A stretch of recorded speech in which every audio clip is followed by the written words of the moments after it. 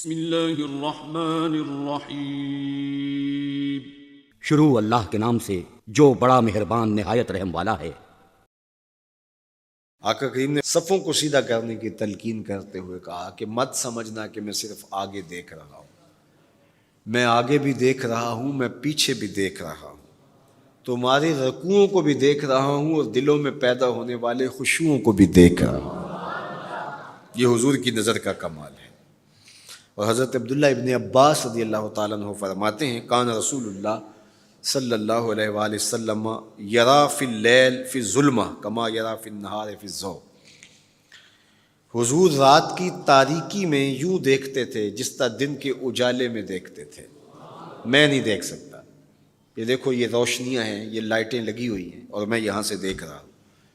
اگر یہ چراغاں ختم ہو جائے، یہ روشنیاں بجھ جائیں تو وہ دور چیزیں لکھی ہوئی ہیں وہ تو دکھائی نہیں دیں گی، یہ کتاب میری جھولی میں بھی ہوگی میں پھر بھی نہیں دیکھ سکوں گا، اس لیے کہ میری آنکھیں نور ہیں، لیکن یہ اتنی دیر تک نہیں دیکھ سکتی جب تک یہ خارج کی روشنی بھی موجود نہ ہو۔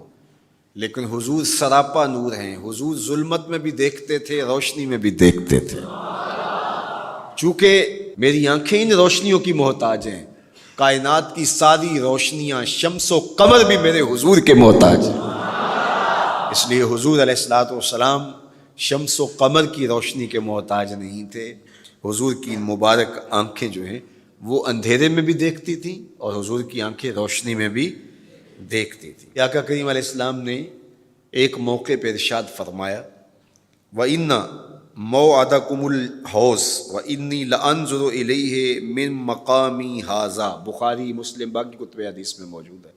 فرمایا کہ تمہارا جو حوض کوثر پر وعدہ ہے جہاں میں تمہیں جام بھر بھر کے دوں گا، فرمایا میں یہاں کھڑا ہوں اور یہاں کھڑے ہو کے اس کو دیکھ رہا ہوں۔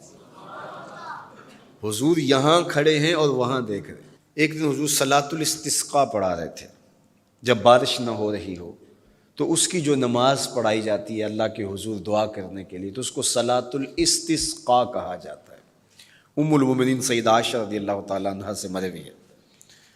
تو نماز پڑھاتے پڑھاتے حضور نے ہاتھ آگے کیا پھر پیچھے کھینچ لیا، تو عمومی طور پہ ایسا نہیں ہوتا۔ تو صحابہ نے جب دیکھا تو بعد میں کسی نے پوچھا حضور آج نماز میں آپ نے ہاتھ آگے بڑھایا اور پیچھے کھینچ لیا، مجھے بتائیے کہ حالت نماز میں نظر کہاں ہونی چاہیے؟ جائے سجدہ پہ ہونی چاہیے نا، لیکن صحابہ حضور کو دیکھ رہے ہیں۔ اللہ اکبر۔ صحابہ سے کسی نے پوچھا کہ تم بتاؤ ظہر اور عصر کی نمازوں میں حضور قرات کرتے تھے؟ کہاں کرتے تھے، بخاری میں ہے۔ تمہیں کیسے پتہ ہے کرتے تھے؟ کہا نحن نعلم باضطراب لحیتہ، ہم حضور کی مبارک داڑھی کی جنبش سے اندازہ کرتے تھے کہ قرات ہو رہی ہے۔ معلوم ہوا نماز بھی چلتی رہتی تھی، رخ محبوب کی دید بھی ہوتی رہتی تھی۔ اور اقبال کہتا ہے شوق تیرا اگر نہ ہو میری نماز کا امام، میرا رکوع بھی حجاب میرا سجود بھی حجاب۔ اللہ اکبر۔ تو حضور نے ہاتھ آگے بڑھایا اور پھر کھینچ لیا۔ پوچھا گیا حضور یہ آج نماز میں ایک نئی چیز ہم نے دیکھی، آپ نے ہاتھ آگے بڑھایا پھر کھینچ لیا؟ فرمایا ہاں، جنت میں کھجوروں کا ایک خوشہ لٹک رہا تھا، میں اس کو توڑنے کے لیے ہاتھ ڈالا تھا، پھر میں نے چھوڑ دیا، اور اگر میں توڑ لیتا تم قیامت تک کھاتے رہتے ختم نہ ہوتا، لیکن میں نے کہا نہیں چلو پھر قیامت کو ہی صحیح۔ اب حضور کھڑے کہاں ہیں؟ مدینہ المنورہ میں، اور جنت کہاں ہے؟ سدرۃ المنتہا سے اوپر۔ سر پٹ گھوڑا دوڑے اور تیز رفتار گھوڑا، تازی گھوڑا، 500 سال دوڑنے کے بعد پہلے آسمان تک پہنچے، پھر اتنی موٹائی آسمان، پھر دوسرا آسمان، پھر تیسرا آسمان، درمیان میں پھر خلائیں بھی، پھر وہاں سے 7 آسمانوں کے بعد کہیں سدرۃ المنتہا، اور قرآن بتاتا ہے کہ جنت بھی سدرۃ المنتہا کے پاس ہے، پھر آگے جنت، اور جنت کے جو درخت ہیں وہ 70,000 سال کی اونچائی پر ہیں، وہاں لٹکتی ہوئی کھجوروں کے خوشے، اور حضور علیہ السلام نے یہاں کھڑے ہو کے ہاتھ بڑھایا اور وہاں حضور کا ہاتھ پہنچ گیا. یہ ہاتھ کے پہنچنے کی منتہا نہیں ہے، ضرورت یہاں تک کی تھی لہٰذا یہاں تک پہنچا. اگر ضرورت اس سے آگے کی ہوتی تو آگے بھی پہنچ جاتا. تو حضور کا ہاتھ یہاں سے یہاں تک پہنچا. یہ حدیث پاک میں نا، میں اور آپ ہاتھ اٹھائیں تو ہمارا ہاتھ کہاں تک پہنچتا ہے؟ 5 فٹ قد ہے تو 3 فٹ اوپر ہاتھ پہنچ جائے گا، تو ہمارا ہاتھ 8 فٹ تک پہنچے گا، زمین سے 8 فٹ تک. چلو کسی کا 9 فٹ تک پہنچے گا، کچھ چھلانگ لگا کے اچھل کے اوپر لے جائے گا تو 10 فٹ تک پہنچ جائے گا. البتہ ہماری نظر بہت تیز ہے. ہماری نظر پہلے آسمان کے ٹمٹماتے ہوئے ستارے دیکھتی، دوسرے آسمان کے ستارے بھی دکھائی دیتی، تیسرے آسمان کے ستارے چاند سورج میں دکھائی دیتا ہے.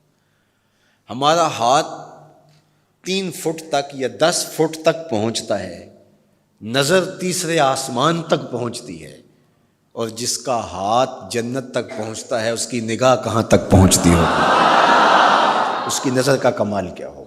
اس لیے فرمایا انی ارا ما لا ترون واسمع ما لا تسمعون.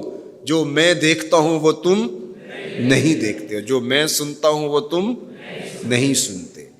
اپنے حواس کو نبی کے حواس پر قیاس کرنا یا نبی کے حواس کو اپنے حواس پہ قیاس کرنا سوائے جہالت کے اور کچھ نہیں ہے. چے نسبت خاک را بعالم پاک، کہاں ہم کہاں ان کی ذاتیں بابرکات. اس لیے فرمایا انی ارا ما لا ترون واسمع ما لا، جو میں دیکھتا ہوں وہ تم نہیں دیکھتے اور جو میں سنتا ہوں وہ تم نہیں سنتے. اللہ اکبر. ہماری آنکھیں تو چمکتے ہوئے سورج کو دوپہر کے وقت نہ دیکھ پائیں، چندھیا جائیں، آنکھوں میں پانی اترنے لگے، اور محبوب کی آنکھیں بے حجاب دیدار رب کریں. اور قرآن کہے ما زاغ البصر وما، آنکھ چندھیائی بھی نہیں اور حد ادب سے تجاوز بھی نہیں کیا.